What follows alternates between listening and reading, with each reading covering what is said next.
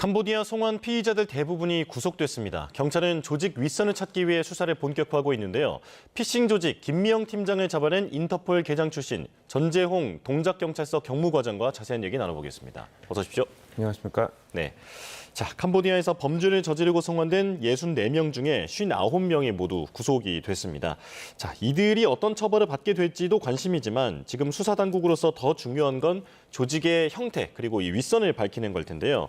자, 직접 관련 수사를 많이 해보신 그 경험을 바탕으로 보면 이런 범죄 조직들의 공통점이 있을 것 같거든요. 어떤 겁니까? 예, 이런 조직들은 검거를 피하기 위해서 이제 해외 거점을 둡니다. 그리고 업무가 굉장히 분업화되어 있어요. 그리고 점조지가 되어 있기 때문에 자신들이 누구한테 지시를 받는지 모르는 경우가 있습니다. 결국 예. 상선을 특정하기가 좀 쉽지 않은 경우가 많습니다. 예. 그렇다면 그들을 수사한다 하더라도 윗선을 이제 타고 올라가기는 쉽지 않을 수도 있다라는 말씀이실까요? 그러니까 그게 보이스피싱 사건 해결의 관건입니다. 상선을 누군지 특정하는 게. 예. 그렇다면 우리 수사 당국은 수사 역량이 얼마나 되는지도 좀 궁금한데 예, 관련 수사를 많이 해보셨기 때문에 어떤 성공률이라고 할까요? 수사 능력은 어느 정도나 됩니까? 뭐 한국 경찰의 수사 능력은 뭐 세계적으로 정평이 나 있기 때문에 제가 뭐 퍼센테이지로 말씀드리기는 어렵지만 뭐 잘 하리라고 생각합니다. 예, 알겠습니다. 자, 지금 그리고 캄보디아 현지에 아직 한국인이 1000여 명 가까이 남아 있다. 그래서 사기 범행에 좀 가담하고 있는 것으로 파악이 되고 있는 상황인데 지금 양국 간의 TF를 꾸리기는 했지만 실질적으로 이들을 찾아내고 또 수사하는 건 캄보디아 수사 당국의 의지 아니겠습니까? 예, 그게 중요합니다. 가장 큰 이유는 이제 그 단지 자체가 캄보디아 안에 있기 때문에 캄보디아 당국에서 이 단지를 찾아내서 단속하겠다는 의지가 있어야 단속을 할 수 있고, 그리고 또 중요한 게 캄보디아뿐만 아니라 이제 미얀마 인근에 있는 라오스도 비슷한 처지입니다. 사기 단지가 뭐 보고서에 따라서는 한 각 국가마다 한 100여 개씩 있다는 그런 내용도 있기 때문에 저희가 볼 때는 지금 캄보디아만 문제처럼 보이지만 미얀마나 라오스도 같은 상황입니다, 지금. 미얀마, 라오스 같은 주변 국가까지 언급을 해주셨는데 실제로 지금 이 캄보디아에 있는 범죄 조직들이 인접국으로 은신처를 옮기고 있는 것으로 파악이 되고 있습니다. 자, 이런 상황에서 수사를 어떻게 해야 할지도 고민이 깊을 것 같은데 지금 이런 범죄 단체들을 적발하는 즉시 곧바로 다 체포를 하는 게 맞는 건지 혹은 조금 전에 그 상선을 찾기가 어렵다고 하셨잖아요. 조금 감시라든지 어떤 추적을 통해서 기다렸다가 때를 포착하는 게 맞는 건지 어떻게 보십니까?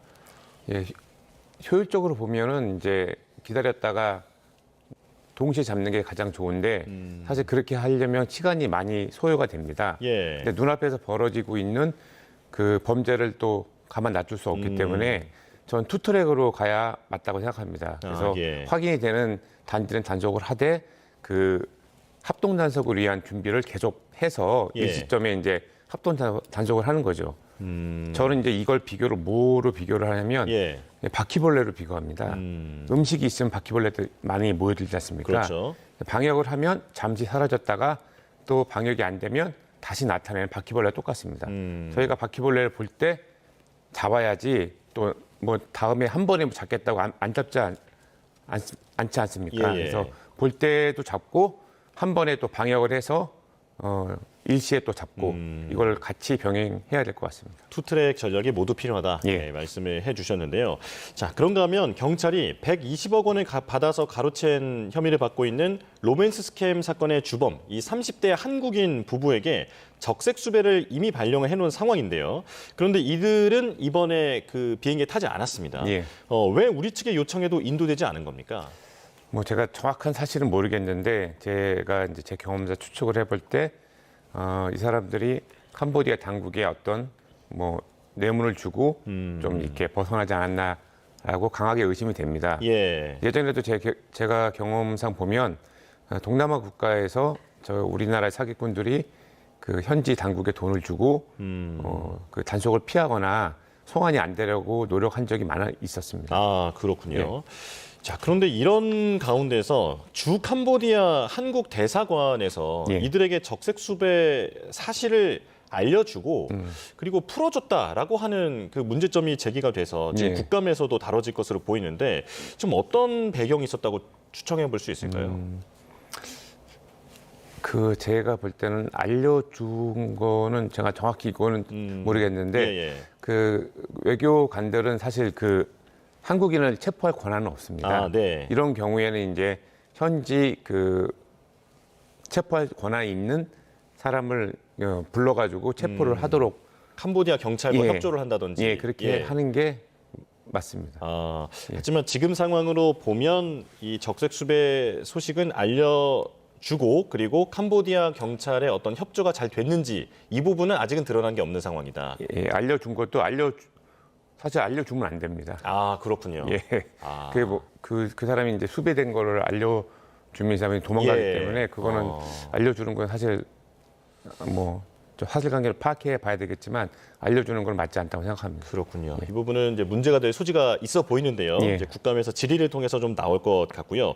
자, 캄보디아로 지금 우리나라에서 캄보디아로 달아나고 있는 그런 범죄자도 급증하고 있다라고 합니다. 예. 그런데 이들을 캄보디아 수사 당국이 잡아서 이제 국내로 송환하는 그런 것은 절반도 안 된다라고 예. 하는데요. 이게 범죄인 인도 조약이라는 게 있지 않습니까? 예. 그런데 지금 이런 상황을 보면 사실상 유명무실한 게 아닌가 이렇게 보이거든요.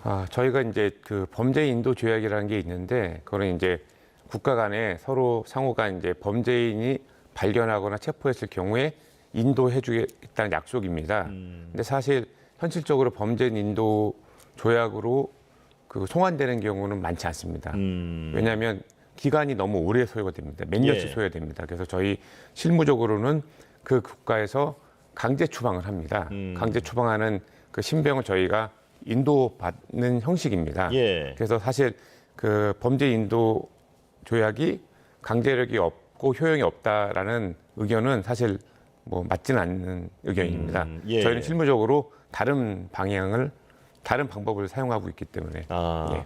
그러니까 이번도 사실 추방 형식으로, 예, 추방 형식으로. 예, 그들이 추방이 되는 거고 예. 그들의 신병을 우리가 확보하는 예, 그런 형식. 식으로의 협조는 이루어지고 있다. 예, 그래서 뭐 범죄 인도하고는 별개의 문제 같습니다. 그렇군요. 자, 그런데 지금 해외 범죄 피해 대응할 수 있는 수단으로 보면 그쪽과 사법 공조를 예. 한다든지 혹은 인터폴 요청을 통해서 가능할 것 같은데 하지만 어쨌든 강제력보다는 그들과의 협조를 기대해야 되는 그런 한계는 있는 건 분명하죠. 예, 이게 각 국가가 모두 주권 국가입니다. 그래서 한 나라가 뭐 자신들이 원한다고 그 다른 나라의 뭐 요구 사항을 사실 무력으로 강제할 수는 없습니다. 강제할 수 없기 때문에 이걸 강제하면 결국 전쟁이 날 수밖에 없죠. 예, 예. 그래서 최대한 상대 국가의 협조를 이끌어낼 수 있는 방향이 무언가를 연구하고 그걸 통해서 이끌어내는 게 저희 사실 국제 공조구 외교 같습니다. 예, 예.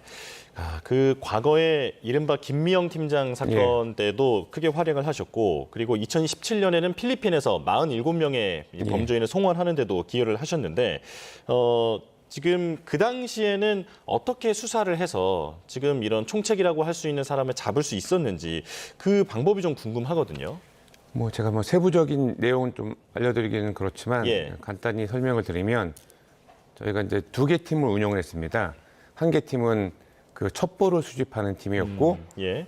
다른 팀은 그 필리핀 현지에서 그 첩보를 확인하는 팀이었습니다. 그래서 첩보를 수집하고 그걸로 확인하는 작업을 그냥 무한 반복을 했습니다. 아, 예. 그래서 될 때까지 해서 결국엔 좀 된 거죠. 그렇다면 현지에서 거의 뭐 사시다시피 하면서 그렇게 오랫동안 수사를 하신 아니 건가요? 현지에 있는 저희 그때 코리안 데스크가 있었기 때문에 아, 예, 예. 코리안 데스크들을 활용해서 확인을 했습니다. 예. 지금 그렇게 말씀을 들어보면 코리안 데스크가 확실히 효용이 있는 것 같은데 예. 지금 캄보디아는 우리 측의 요청을 3번이나 거부했다라고 알려져 있습니다. 예. 지금 필리핀과 달리 왜 캄보디아는 이걸 거부하고 있는 걸까요? 제가 쭉 업무를 해보니까 그 공산주의였던 국가들의 공통된 특징입니다. 예, 예. 그들은 이제 자기 나라에서 외국 경찰이 그 활동하는 걸 극히 싫어합니다. 이게 약간 역사적인 배경이 있는 것 같은데 네. 정확히 모르겠지만 뭐 자신들을 감시한다고 뭐 생각하는 건 같습니다. 그래서 보통 그 공산주의였던 국가들한테 요청을 하면 대부분 거부를 합니다. 그렇군요. 거부를 하고 그 거부 사유는 그 자신들이 충분히 잘하고 있다 치안을 그게 거부 사유입니다. 보통 그런 식으로 주장을 하는 거군요. 예, 근데 캄보디아 건 같은 경우에는 본인들이 충분히 잘 못했지 않습니까? 그래서 저는 코리안 데스크 설치를 좀 받아들이지 않을까 생각했는데 예. 좀 보니까 좀 부정적이더라고요. 그래서 본인들의 잘못을 아직 인정하지 않는 게 아닌가 그런 생각이 듭니다. 예, 오히려 우리 측에 왜 뭐 나라 망신을 주느냐라는 예. 식으로 항의했다라는 그런 예. 보도도 있던데요. 자, 이 부분 협조가 잘 되는지 지켜봐야 할 것 같고요. 이런가 하면 외교부는 경찰 영사 파견을 증언하겠다라는 입장을 밝혔는데 예. 과장님이 이제 다른 인터뷰를 하실 때 들어보면 사실 이 증언이 쉽지 않다. 예, 엄청 어렵습니다. 예, 하더라고요. 예. 어떤 배경이 있는 겁니까? 그게 이제 제 개인적인 생각엔 약간 부처 이기주의가 있지 않나 생각합니다. 예. 그 외교부 안에서 근무하는 그런 뭐 외교부 소속 공무원들도 있지만 다른 소속 공무원들도 많이 있습니다. 경찰청 소속도 있고 그런데 모두 다 부처에서 다 자기네들 뭐 인원을 파견하고 싶어 합니다. 예. 그래서 저는 이제 개인적으로 어떤 생각이 드냐면 그 한번 그 업무의 그 업무량 그리고 파견 필요성을 좀 검토를 해서 다시 한번 좀 조직을 다시 한번 운영을 예. 해야 되지 않나. 파견하는 쪽으로. 예. 예. 그렇군요. 증언을 해야 한다라고 지금 목소리를 내주셨고요. 자, 그리고 고문으로 숨진 대학생 박모 씨의 시신이 어제 송환이 완료됐습니다. 예. 그런데 지금 이게 최근 발생한 일이라기보다는 지난 8월에 발생했던 일이잖아요. 이때는 캄보디아 당국이 크게 협조하지 않았는데 지금은 이제 협조를 원활하게 해줘서 유해가 송환이 됐습니다. 이건 어떤 압박을 받았다고 봐야 할까요? 이게 이제 뭐 동남아 국가 같은 경우 제가 이제 업무를 많이 해보면 예. 아무리 부패되어 있는 그 공무원이라고 해도 이 사건이 이제 공개가 되고 대중의 주목을 받으면 그 범죄자 그 옹호하는 데서 한 발 빠집니다.